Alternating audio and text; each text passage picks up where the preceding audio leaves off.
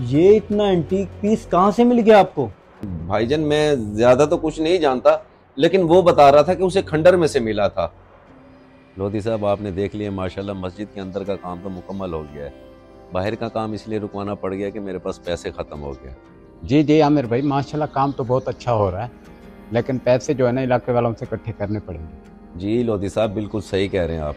मैं भी यही सोच रहा हूँ कि इलाके वालों से एक बार फिर मदद मांगूं। आखिर इलाके वाले भी कब तक ताउन करेंगे, यही सोच के रुका हुआ हूँ मैं। हमारे पास और कोई रास्ता भी तो नहीं है, चंदा लेना ही पड़ेगा, क्योंकि जो कुछ हमारे पास था वो तो हम मस्जिद पे लगा चुके हैं। चंदा मांगे भी तो किससे मांगे?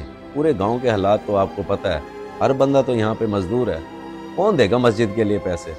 अल्लाह खैर करेगा, क्यों परेशान होते हैं, बिस्मिल्लाह करके चलते हैं, कुछ ना कुछ मिल ही जाएगा।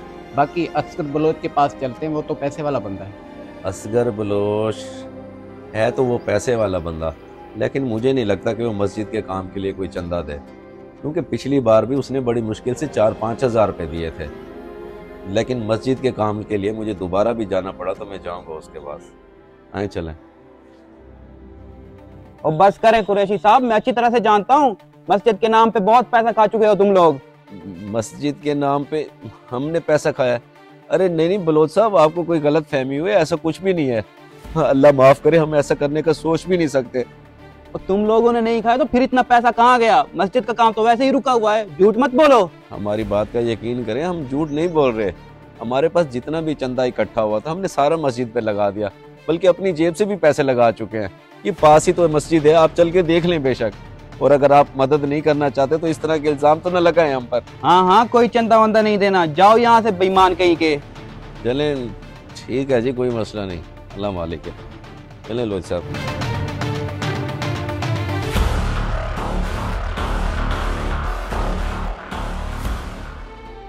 ये क्या कुरैशी साहब, 1 रुपए का चंदा नहीं दिया और उल्टा इल्जाम लगा दे हम पे। कोई बात नहीं लोधी साहब, ये बड़े लोग ऐसे ही होते हैं। आ जाए, अल्लाह खैर करे।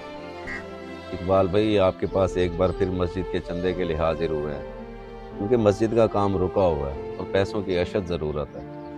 जी आमिर भाई, मुझे पता है कि मस्जिद का काम रुका हुआ है, और आप लोगों को तो पता है कि मैं गरीब बंदा हूँ, मेहनत मजदूरी करके बड़ी मुश्किल से अपने बच्चों का पेट पालता हूँ, और आजकल वैसे भी मेरे काम के हालात ठीक नहीं है। चलें कोई बात नहीं इकबाल भाई, मैं समझ सकता हूँ आपके हालात। यहाँ गांव में तो अमीर बंदा भी मस्जिद के लिए 1 रुपया देने को तैयार नहीं है, तो फिर बेचारे गरीब बंदे कहाँ से दें? सही कह रहे हैं आप आमिर भाई, मुझे बहुत शर्मिंदगी हो रही है कि इस बस्ती के अमीर लोग भी मस्जिद के लिए कुछ देने को तैयार नहीं। लेकिन मैं आपको खाली हाथ नहीं भेजना चाहता। ये मैंने गंदम के लिए कुछ पैसे जमा किए हुए थे, इसमें से थोड़े आप रख लें, मुझे अल्लाह पाक कहीं और से दे देगा। अरे नहीं नहीं इकबाल भाई, हम भला ये पैसे कैसे रख सकते हैं? इन पैसों से तो आपने अपने घर के लिए गंदम खरीदनी है, आपके बच्चों का रिस्क आएगा, हम नहीं ले सकते ये पैसे। आए लोधी साहब चलें। अरे आमिर भाई रखें, कोई बात नहीं, जिसकी राह में मैं ये पैसे दे रहा हूँ वो मुझे अपने खजानों में से 10 गुना ज़्यादा दे देगा। जज़ाकल्लाह इकबाल भाई, अल्लाह पाक आपका ये दिया हुआ कबूल फरमाए और आपके रिज़्क़ में इजाफा करे। आए लोधी साहब, अल्लाह हाफिज़।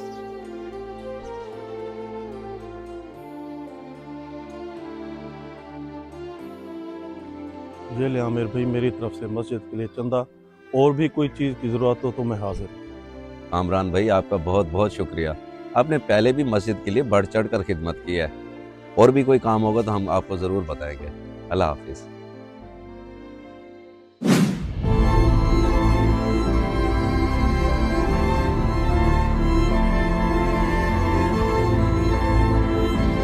पूरी बस्ती का चक्कर लगाने के बावजूद भी सिर्फ यही 2-3 हज़ार रुपये इकट्ठे हुए हैं लोधी साहब। वैसे मुझे बड़ा अफसोस हो रहा है असगर बलोच की सोच पर। कुरैशी साहब, लगता है आज मस्जिद की इंतजामिया बड़ी परेशान है। किसने बोला था मस्जिद बनवाने के लिए? किसी ने चंदा नहीं दिया क्या? और ये लोग बड़े बेहिस हैं, हर कोई अपने पेट को देखता है आजकल। हाँ, ओए अपनी बकवास बंद कर, ना तू दीन का ना दुनिया का, हमें समझा रहा है। लोधी साहब गुस्सा ना करें, उस बेचारे को कुछ ना कहें, वो सही कह रहा है जो कह रहा है, वाकई हकीकत यही है। कुरैशी साहब, मैं आपकी ज्यादा मदद तो नहीं कर सकता क्योंकि मैं गरीब आदमी हूँ। ये डब्बा मुझे खंडरात से मिला है, अगर आप ये ले लें इसको बेचकर आपको कुछ पैसे मिल जाएंगे, तो मेरी तरफ से आप मस्जिद में लगा देना।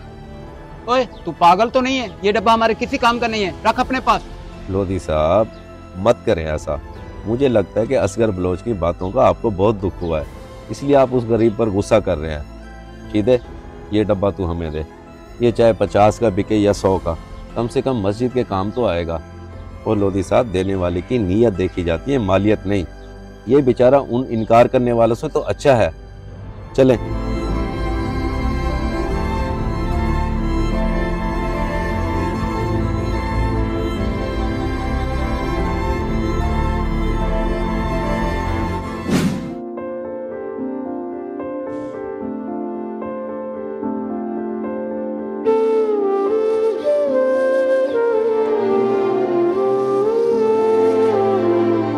ये इतना एंटीक पीस कहाँ से मिल गया आपको?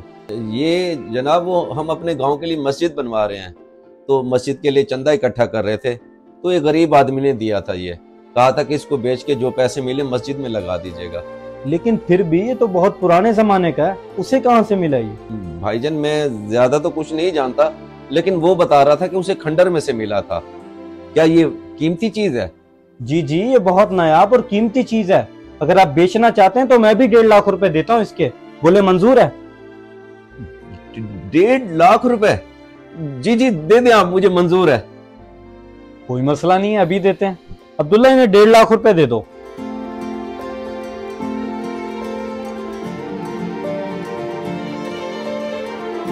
माशाल्लाह बड़ी प्यारी चीज हाथ लग गई है। की तो 1.25 लाख रुपए की, चलो कोई बात नहीं, मस्जिद के नाम पर ही दी।